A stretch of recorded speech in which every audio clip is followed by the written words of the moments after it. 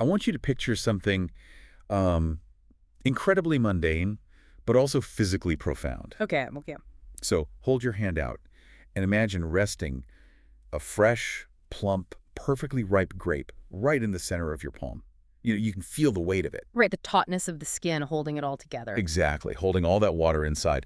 Now, right next to it, imagine placing a raisin, like a shriveled, dark, deeply wrinkled raisin. Visually, I mean, they're entirely different objects. Yeah, but physically and historically, they are the exact same thing, just separated by time and, well, an invisible, highly chaotic physical process. It's funny because we look at a raisin and just think of it as, dried fruit.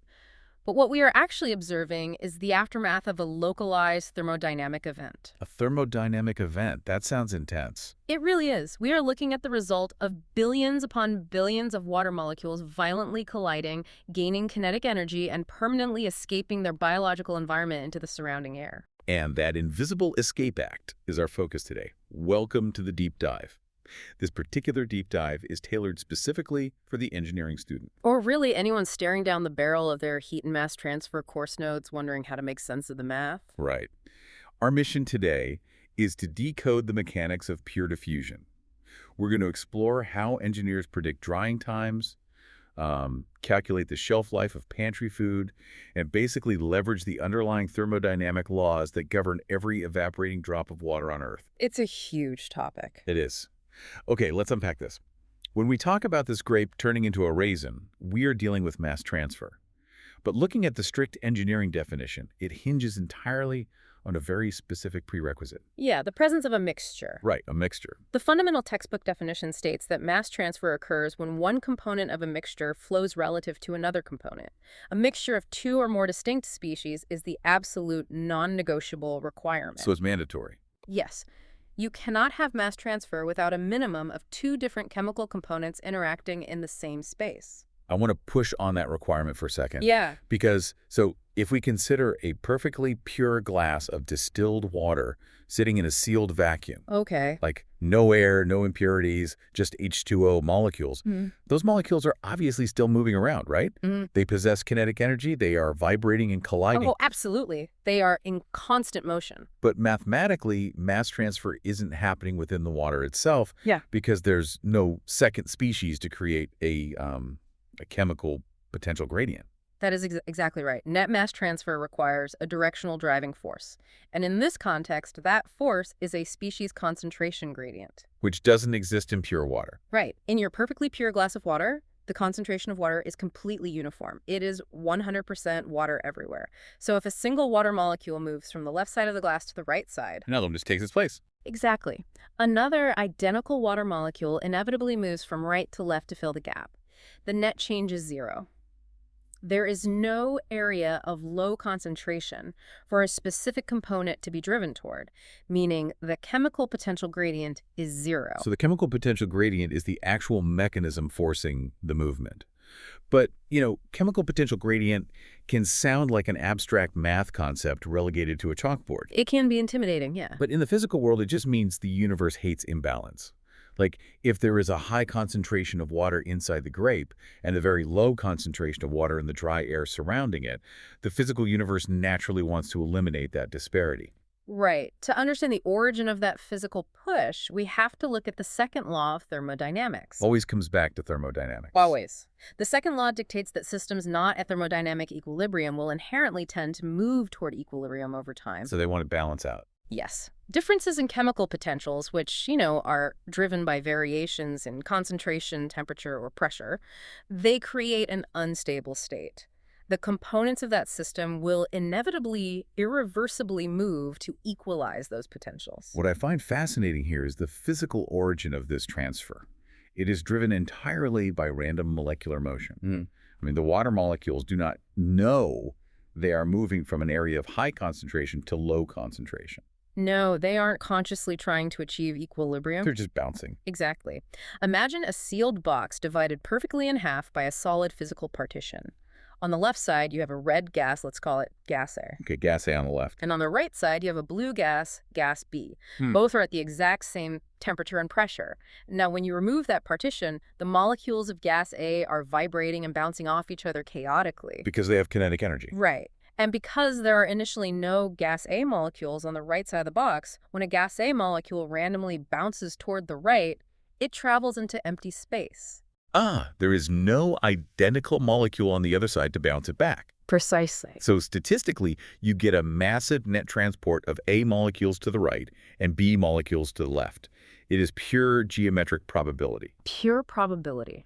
Because there is available space without those specific molecular collisions pushing back, the random bouncing naturally fills the void until the entire box is a perfectly uniform purple mixture. Wow. What's fascinating here is how the macroscopic predictability of mass transfer, the fact that chemical engineers can calculate down to the minute how long it takes to dry a ton of fruit in a factory, is built entirely on the completely unpredictable, chaotic, random bouncing of microscopic particles. But since it is all just probability and random bouncing, engineers must need a way to mathematically corral that chaos, right? Yeah. You can't design a massive industrial facility by just hoping the molecules eventually figure it out. Definitely not. You need a governing equation to quantify it. Right, which tees up the math. Yes. To translate that physical reality into a workable model, engineers rely on the general transport equation. It is perhaps the most critical framework in those first-year course notes. Okay, lay on us. It simply states that the rate of transfer equals the driving force divided by the resistance. Rate equals driving force over resistance. Mm. Let's ground this with a physical analogy. Go for it. Think of a crowded concert venue right after the main act finishes. You have a massive concentration of people inside the venue and an empty parking lot outside. Right. The high concentration of the dense crowd wanting to leave is your driving force. The resistance would be the physical barriers, Yep. like the narrow exit doors, a slippery floor, or security bottlenecks at the gates. That's a perfect way to look at it. The mass transfer fluxo, the rate at which the building actually empties, depends entirely on the magnitude of that driving force versus the severity of the physical resistance. And it's similar to heat transfer too, right? It is. If we look at the broader engineering curriculum, mass transfer by diffusion is mathematically analogous to heat transfer by conduction. The algebraic framework governing both processes is virtually identical. But the physical mechanisms are quite different, though. I mean, in our concert analogy, mass transfer is the actual people physically walking out of the building. Yeah. The mass changes location. Exactly. But to map heat conduction onto that same crowd, it wouldn't be people walking. It would be more like a densely packed crowd doing the wave, or like passing a heavy object from person to person. Right. The people stay in their relatively fixed positions, but the kinetic energy, the heat, propagates through them. That perfectly illustrates the difference between mass physically migrating Mm-hmm. versus kinetic energy propagating through a solid structure. It really does. For mass transfer specifically, the equation is the difference in chemical potential divided by the resistance to mass transfer. This transport equation is the ultimate troubleshooting tool for any industrial process. Well, if an engineer is running a chemical plant and a separation process is lagging, the equation dictates there are really only two possible levers to pull. You intentionally increase the driving force, or you engineer a way to decrease the resistance. We should probably define the speed limit we're actually measuring here. Like, mass transfer flux is typically measured in units like kilograms per square meter per second or moles per square meter per second, right? Yes, it quantifies how much material is successfully crossing a specific physical area in a given time frame. And what slows it down? Several physical factors heavily influence that rate, and they are quantified by a transport property called the diffusivity, or the diffusion coefficient. Measured in square meters per second, this coefficient tells us how easily species A diffuses into species B. It stands to reason that molecular size is a primary factor. Like, a massive, complex hydrocarbon molecule is going to face far more physical obstruction, more steric hindrance trying to navigate through a medium than a tiny hydrogen molecule. Oh, absolutely. And viscosity is another massive hurdle. Dragging a molecule through a thick, heavy syrup creates vastly more intermolecular friction than moving it through thin air. Makes sense. And temperature. Temperature plays a dominant role. By injecting thermal energy into the system, you increase the kinetic energy of the molecules. They vibrate faster. Exactly. They vibrate faster, collide with greater force, and cover more distance between collisions. Elevating the temperature directly increases the diffusion rate. So it lowers the resistance? Yep. Conversely, reducing the drag from viscosity or minimizing physical restrictions will effectively lower the resistance and boost the transfer rate. I would imagine that for a first-year engineering student, or even a professional in the field, calculating the exact random bouncing of billions of molecules from scratch to find these diffusion coefficients would require, like, supercomputers. It would be impossible. Yeah, calculating the chaos of every individual collision isn't practical. So how do engineers actually find these numbers in the real world? The complexity of chaotic systems makes theoretical calculation far too cumbersome for daily engineering. While predictive models do exist, standardized empirical data is much more reliable. So they just look it up? Pretty much. Reference texts like Gauss provide known, verified diffusion coefficients for specific mixtures at specific temperatures. An engineer simply identifies the appropriate coefficient for their system from a table and plugs it directly into the general transport equation. Okay. But dragging a molecule through a thick liquid must be very different from moving it through the air. The physical mechanics of that resistance must completely change depending on the state of matter. Oh, it completely changes, which explains why a reference text would have entirely separate tables for gases versus liquids. Right, because looking up a diffusion coefficient for a gas makes intuitive sense. Gases have vast amounts of empty space between molecules. The resistance is relatively low. Yeah. But dragging a molecule through a dense liquid or a solid block of plastic involves entirely different physics. The concentration gradients must manifest differently across phases. They do, and this requires immense precision with your units of measurement. This raises an important question about how we define that driving force. In the gas phase, the driving force is primarily expressed through partial pressure. Partial pressure, okay. The partial pressure of a specific gas in a mixture, let's say gas A, is the mole fraction of gas A multiplied by the total pressure of the system. Because gases follow the ideal gas law. So you'll typically see units like atmospheres, pascals, or millimeters of mercury. Exactly. If the total pressure of the system is high, the driving force of gas A naturally increases because the molecules are being forced closer together, increasing the collision rate.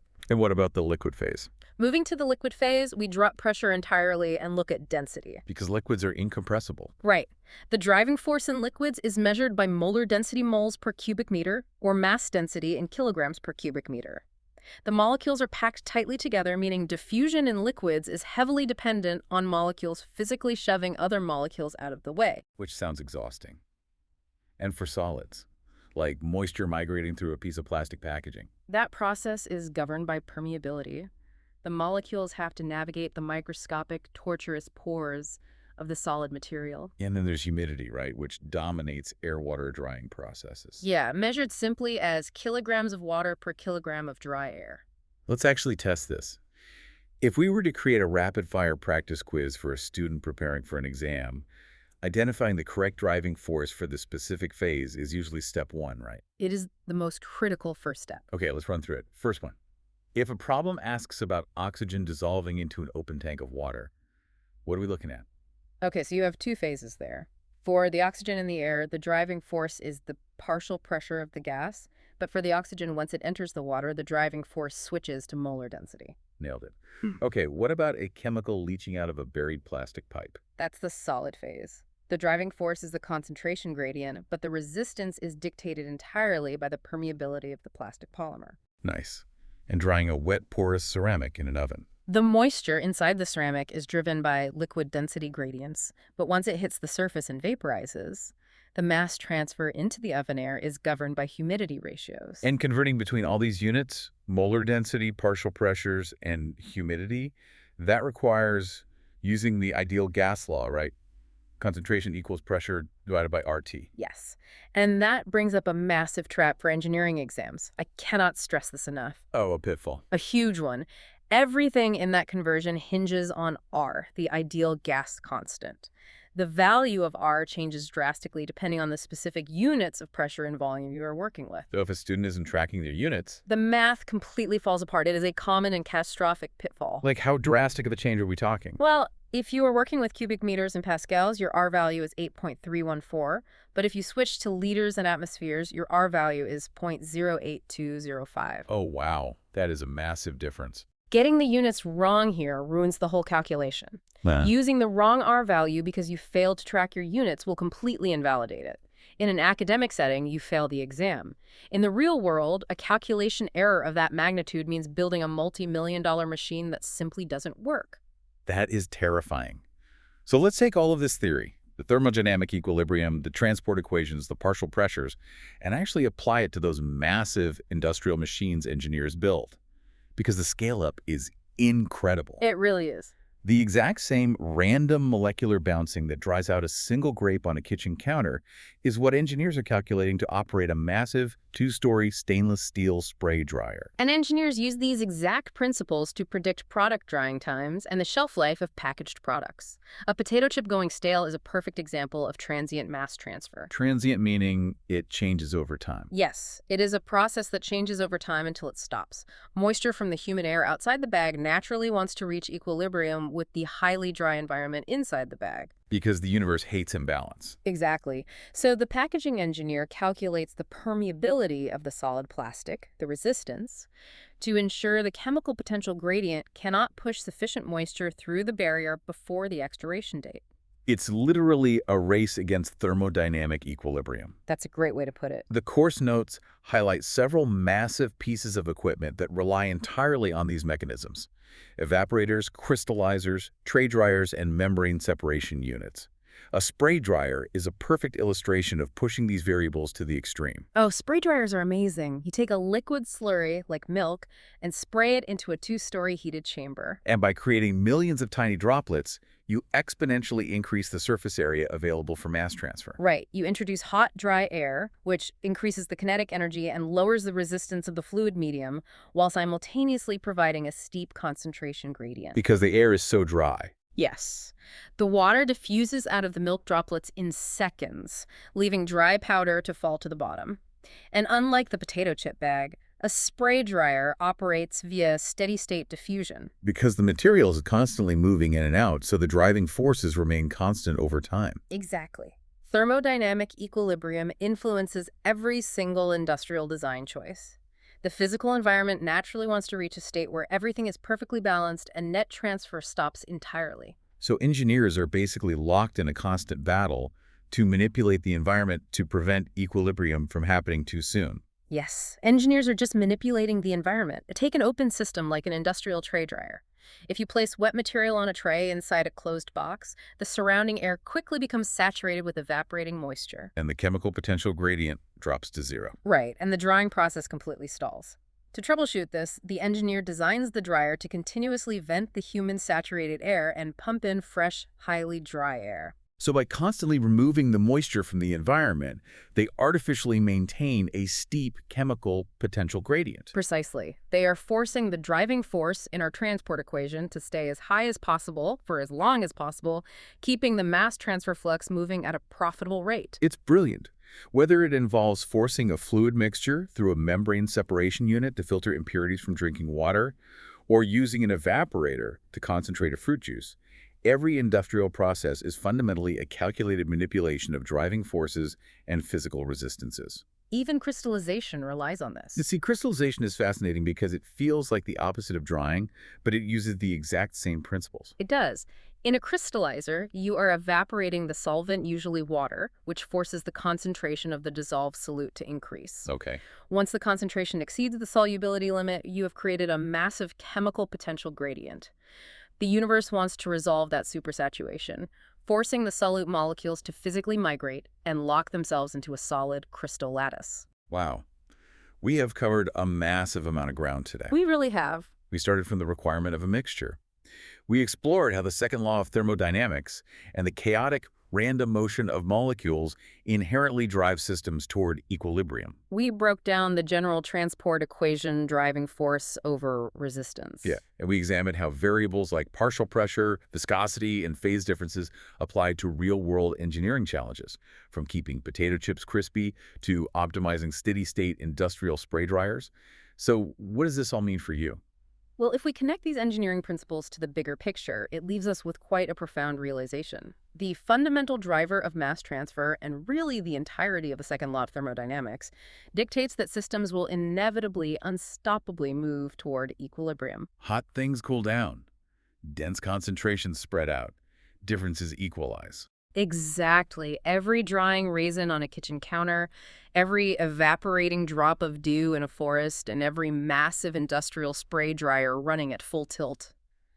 They are all just tiny, irreversible steps toward the ultimate, perfectly uniform, completely motionless equilibrium of the cosmos. So the universe is basically winding down. Next time you eat a piece of dried fruit, remember you aren't just having a snack, you are tasting a tiny piece of the universe, slowly winding down. That is going to make my next box of raisins hit very differently. Thanks for diving deep with us today.